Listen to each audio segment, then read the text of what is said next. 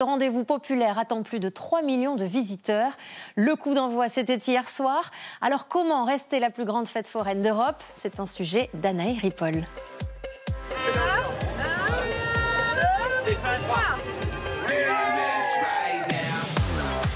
Elles étaient 7 Miss France hier soir pour donner le coup d'envoi de la Foire du Trône.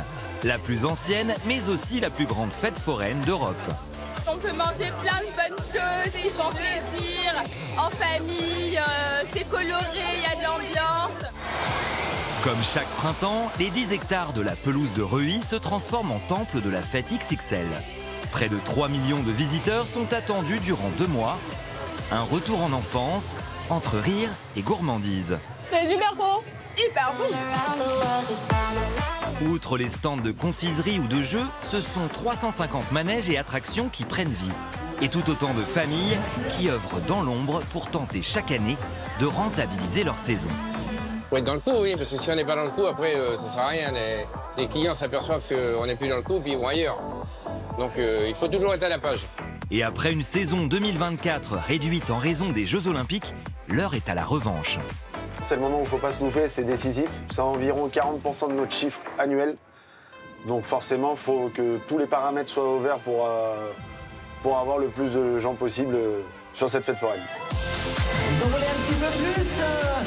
Comment s'y prennent-ils pour se renouveler chaque année et ainsi faire perdurer cette machine à rêve? Plongez dans la foire de tous les superlatifs.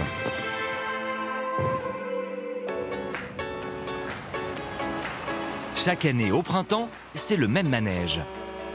Des centaines de semi-remorques prennent leur quartier aux portes de Paris. On va mettre le camion là. Ah gamin. Là c'est bon là. Après 3 semaines d'installation, plus que 2 jours avant l'ouverture officielle. L'heure est donc aux finitions et aux dernières vérifications. Ça c'est bon, ça c'est bon, ça il l'a pas nettoyé, ça c'est bon. À 24 ans, Karl est aux manettes du Tagada. Il en marche ou ça va?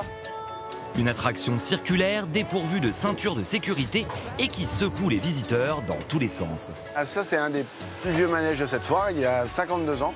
Mais après 4 mois à l'arrêt, un check-up complet s'impose en surface, comme dans les entrailles de l'appareil. Là je regarde bien que toutes les fixations pour les sièges sont bien installées et que ça n'a pas à bouger, que ça reste bien en place. Chez nous, les manèges, c'est un peu comme un membre de la famille. On sait quand il y a un bruit, on sait c'est quoi le problème, on sait comment on va le solutionner. On est toujours attentif dessus. Et si l'on bichonne tant ces manèges, c'est qu'à la Foire du Trône, certaines attractions existent en double, voire en triple. Une féroce concurrence qui pousse les forains à devoir sans cesse se démarquer. Ça, c'est un appareil à fumer. C'est une machine qui se présente comme ça. Maintenant, il y a tellement de manèges qui sortent, avec tellement de technologies, avec tellement de choses, qu'il faut toujours essayer de surprendre le public au maximum pour leur donner envie de revenir l'année prochaine avec peut-être une autre nouveauté. Mais la plus grande nouveauté et surtout le plus grand défi qui attend Karl cette année, Ça va? Bon t'es prêt? c'est qu'il va pour la première fois faire équipe avec sa femme Chloé qu'il a épousée en janvier dernier. Bon, après, une fois que tu as ouvert les volets, après là, tu as pu pour allumer les lumières. Bien qu'elle vienne aussi du monde forain, elle n'a jamais eu à gérer un tel manège. Là, les lumières des lettres, les lumières du tour et les 2 panneaux avec les instructions. T'allumes tout à chaque fois. Ouais. Alors à 48 heures de l'ouverture, il lui reste encore tout à apprendre. Je suis un peu stressée. D'habitude je travaille avec mes parents sur les jeux de pièces. Donc rien à voir. Non, rien à voir, là va falloir que je leur parle pour les amuser, etc. Donc non, là je vais apprendre sur le tas et ça va le faire. Pour apprendre les rudiments de l'animation, elle devra attendre la réception d'un nouveau micro prévu le jour de l'inauguration. C'est la plus grande foire de France et c'est celle où il y a le plus d'affluence. Donc on est sûr que c'est là qu'il faut assurer. Il ne faut pas que j'ai une panne, il faut que j'ai rien qui puisse me mettre à bâton dans les roues. Alors seront-ils opérationnels avant l'ouverture au public? Ça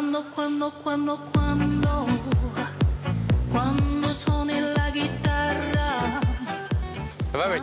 Au même moment, Louis Joubert, dit Petit Louis, le président de la Foire du Trône, débute sa tournée matinale.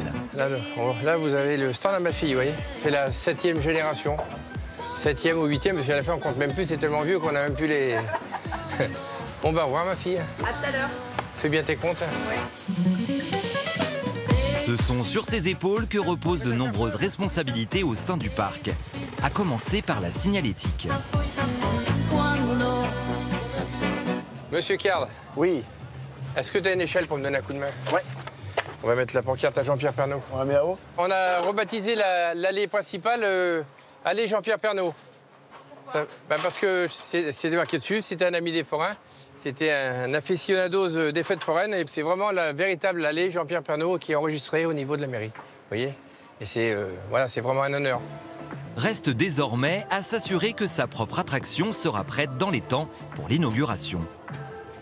Il y a 6 ans, il a racheté un grand classique des fêtes foraines, un parc d'autotamponneuses. Ces deux-là, ce sont des vieilles voitures qui ont une quarantaine d'années. Je les aime bien parce que c'est moi qui les ai fabriquées, donc les gens se battent pour les prendre. Mais pour séduire une clientèle toujours plus difficile à convaincre, Petit Louis a investi plusieurs dizaines de milliers d'euros dans des modèles dernier cri. Quand on met un coup de volant, l'arrière du véhicule se déporte et ça fait un drift. Il faut même des têtes à queue et ils repartent. Et c'est la nouveauté. Voilà, c'est moderne. Alors pour rentabiliser son investissement, Vous êtes arrivés? Petit Louis peut compter sur ses petits-enfants, Beryl et Lenny. Une petite bise, Pépé? Ça va? Ça va, mon fils? Ça va. Bon, allez, on va faire la playlist. C'est vendredi l'ouverture. Hein. Vous avez intérêt à être opérationnel. Ah oui, celle-là, elle est bien. La musique, c'est Petrouchka. On teste des musiques sur la playlist au hasard et on regarde si elles sont bien pour le manège. Je compte sur eux parce que moi, voilà, j'ai plus trop l'âge d'écouter les nouveautés. Mais s'il n'y a pas de musique sur le manège, c'est pas du tout la même ambiance. C'est ce qui fait 50% de la clientèle et les gens, c'est attractif, ils viennent pour s'amuser sur le manège. Et quand ils ont des musiques qui leur plaisent, et on voit même les jeunes en train de chanter et mettre l'ambiance dans le manège. Pour l'animation, la relève est déjà bien assurée.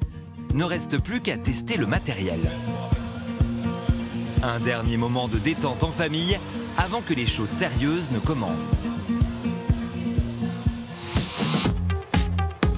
Hier, en fin d'après-midi, il est 18h précise lorsque la Foire du Trône ouvre officiellement ses portes.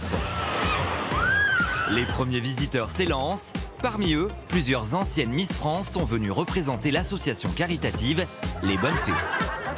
Elles enchaînent les stands de confiserie. Ça croustille, c'est très bon. Et de jeux. J'ai gagné. Mais si elles sont venues, c'est surtout pour se procurer des sensations fortes. Ah non, c'est pas ça, moi. Ça, c'est le truc pour que l'estomac, il meure. Direct. Elles sont finalement 3 à oser défier les soubresauts du Tagada de Karl.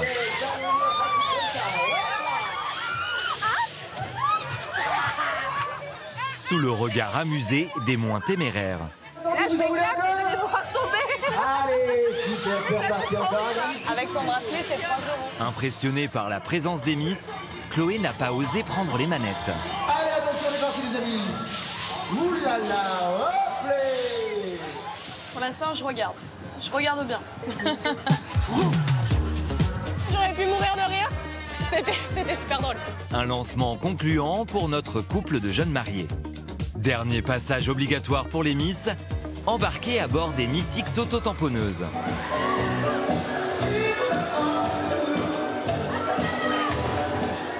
Une ambiance bon enfant insufflée par Beryl. Allez, on met de l'ambiance. Qui semble comme un poisson dans l'eau. Allez les Miss, on appuie sur le champignon. Preuve que de génération en génération, la magie de la Foire du Trône continue de faire tourner les têtes.